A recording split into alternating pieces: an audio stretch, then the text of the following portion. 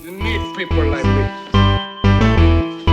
You need people like me so you can point your fingers and say, that's the bad guy.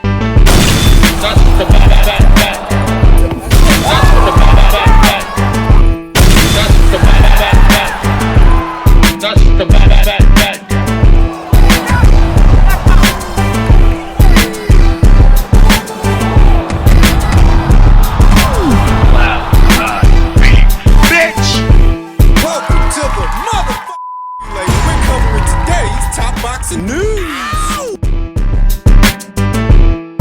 Okay, we'll start with this. Ahead of what is to be Cecilia Braekhus' final fight in the sport of boxing, in her own words, one more win, and then I'm out. Ahead of her upcoming title fight with unified junior middleweight champion Ema Kozin of Slovenia for what are the WBC and WBO titles in the women's junior middleweight division. As stated, Cecilia claims that this will be her final fight and that after this, she's done. She is the registered promoter of tomorrow's show, set to go down in her native Norway, where she managed to get the ban lifted on professional boxing due to the enthusiasm and fanfare over what was her career. This is all before the big women's boxing boom we saw in 2015 and 2016. Cecilia Braekhus is very much a historical figure, and sometimes that gets lost in the now and the new. That as the women's boxing renaissance started to kick off years ago, Cecilia was already exiting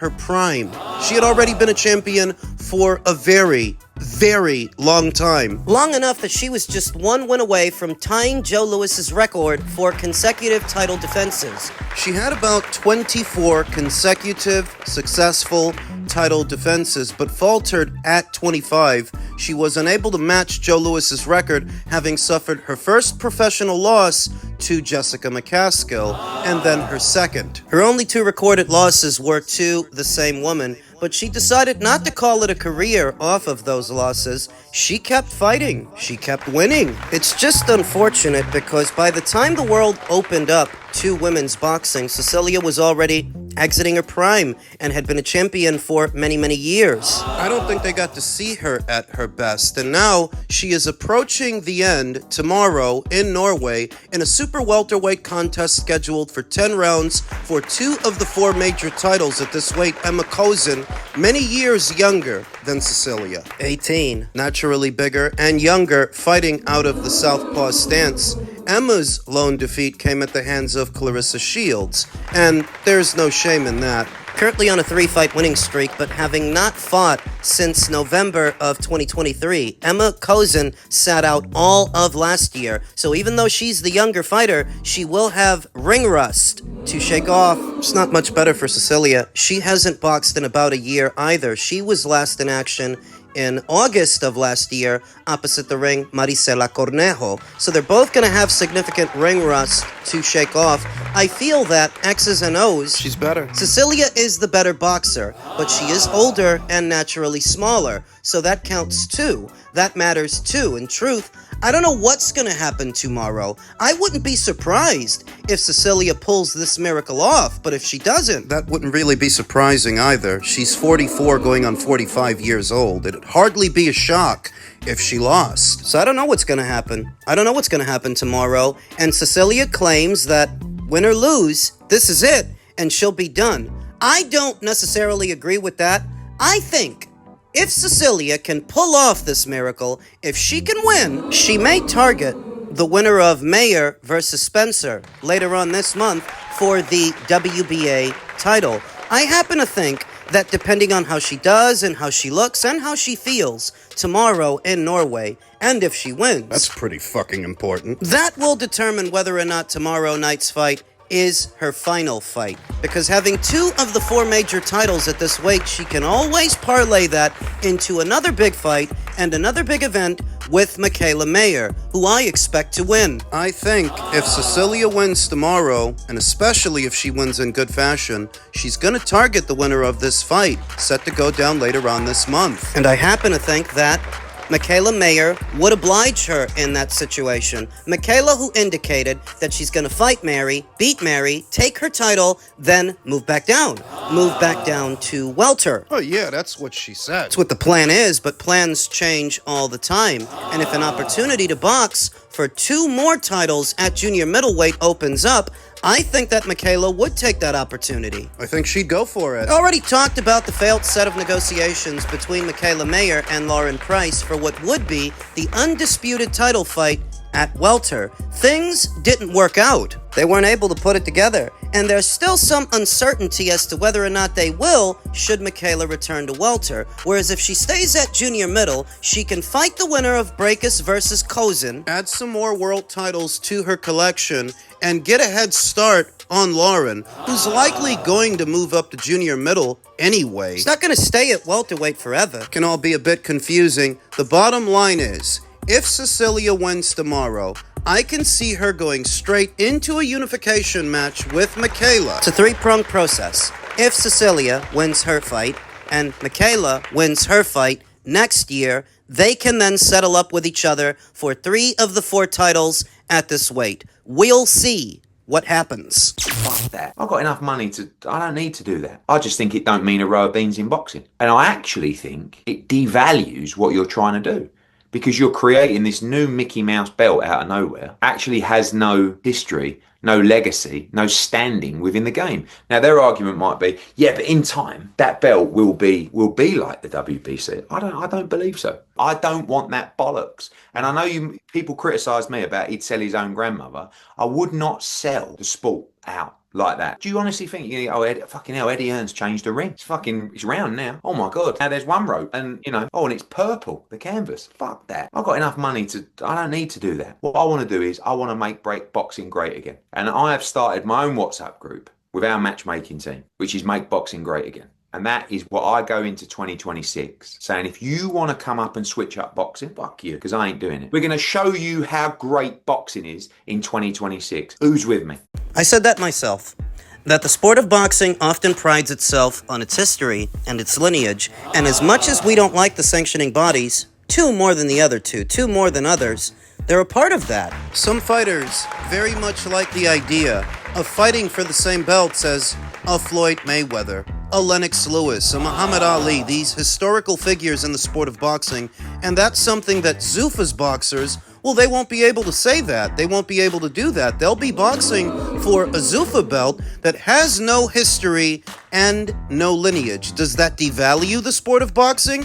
Is it like Eddie Hearn said? It's a bit extreme. It's a bit extreme what Eddie Hearn said. I don't think that devalues the sport of boxing. If a fighter starts off on Zuffa boxing, builds up their record, wins their fights, and graduates to one of Turki El Al-Sheikh's Ring Magazine cards, perhaps from that moment on, they can start fighting the other fighters outside of the Zuffa boxing sphere and start boxing for other titles, the major 4, like the other boxers do, outside of the Zuffa boxing sphere. That a boxer might use Zuffa boxing as a launch pad. And in that way, it doesn't devalue the sport of boxing that Zuffa's going to have their own ranks and their own titles. The real caveat is perception.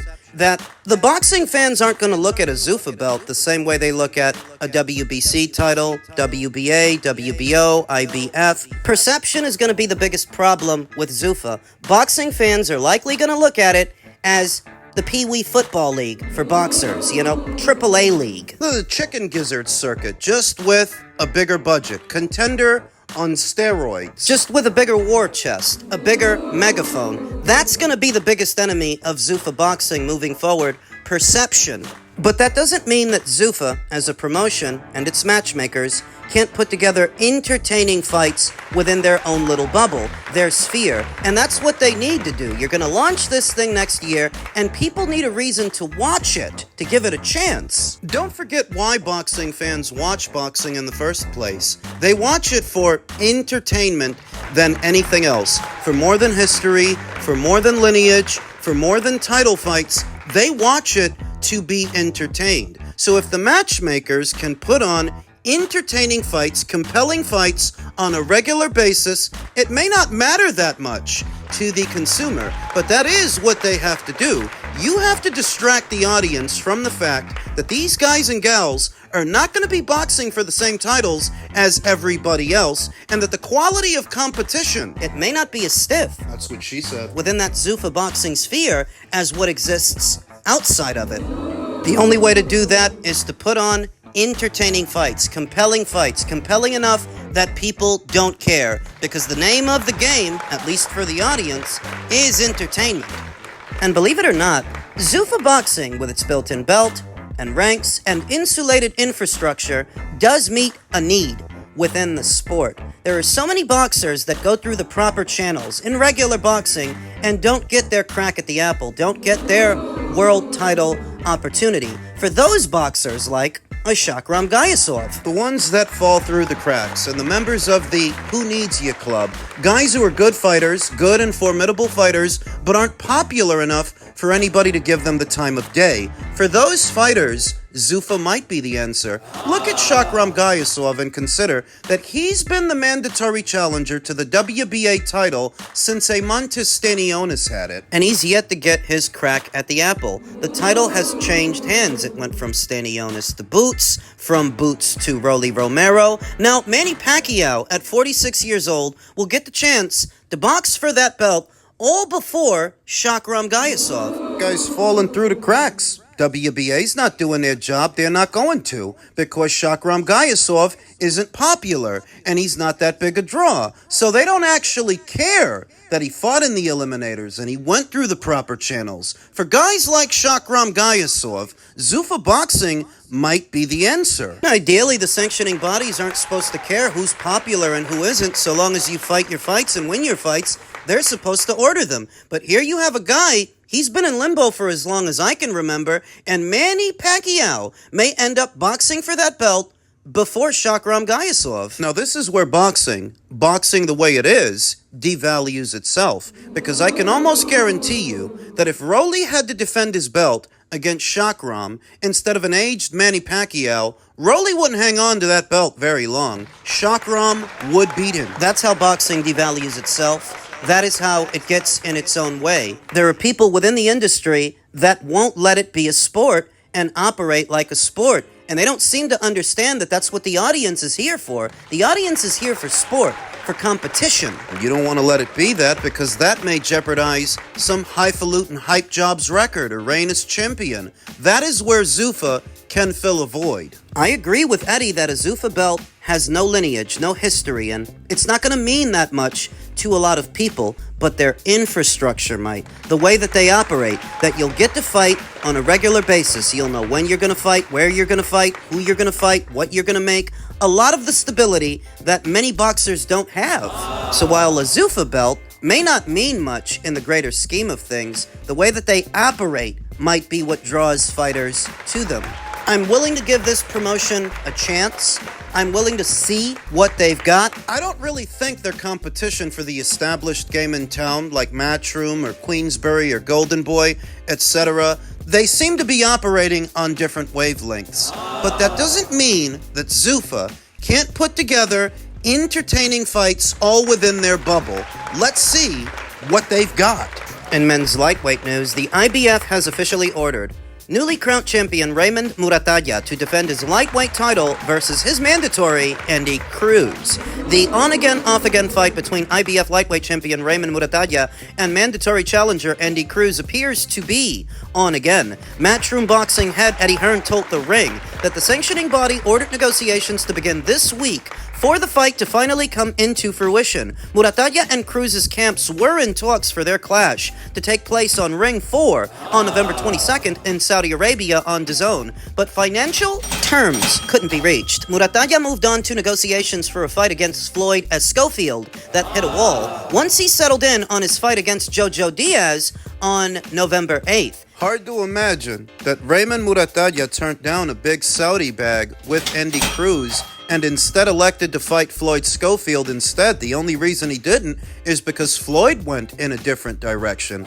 You're telling me that the Saudis didn't have enough money to satisfy Raymond Muratalla, who I don't think makes all that much money already. The IBF ordered the fight on Thursday, Hearn told The Ring. Muratalla turned down the fight in Saudi. We had a great financial opportunity to do the fight on the November 22nd card, but Muratalla couldn't agree to a deal. Now, we can have the purse bid and see what it goes for. I don't care, because Andy Cruz is going to fight for a world title. It's a massive opportunity against a great fighter in Muratalla. It's a tremendous fight, and we are looking to win that bid and hold that fight in January. Muratalla, 23-0 with 17 KOs, won the IBF interim lightweight title in May by beating Zaur Abdullaev via unanimous decision. Muratalla, a 28-year-old from Southern California who's trained by Robert Garcia, was elevated to the IBF's full champion after Vasyl Lomachenko announced his retirement. Cruz, 6-0 with 3 KOs, is the IBF's #1 ranked contender. The 30-year-old Cuban and 2020 Olympic gold medal winner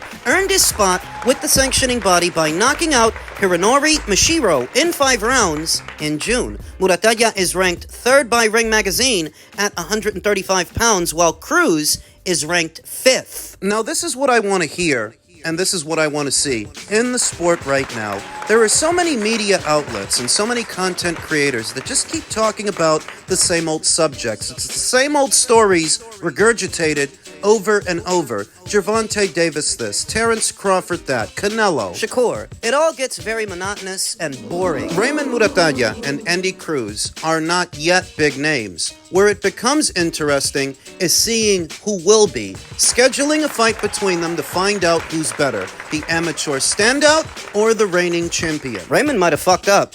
He might have fucked up because he might have stood to make more money boxing the same Andy Cruz in Saudi than what he stands to make now. Now, it's in the air. We don't know that this fight will land on a Saudi show. It might land on a regular old matchroom show for less money. If it goes to a purse bid, remember that Top Rank is between broadcasters right now, and they've been outsourcing their fighters to other promotions just to keep them busy. Top Rank may not have it in the budget to bid on this fight. For them, it might be cheaper to just let somebody else do it. Let Matchroom do it. But if you let Matchroom do it, well, that gives Andy Cruz home field advantage, so to speak.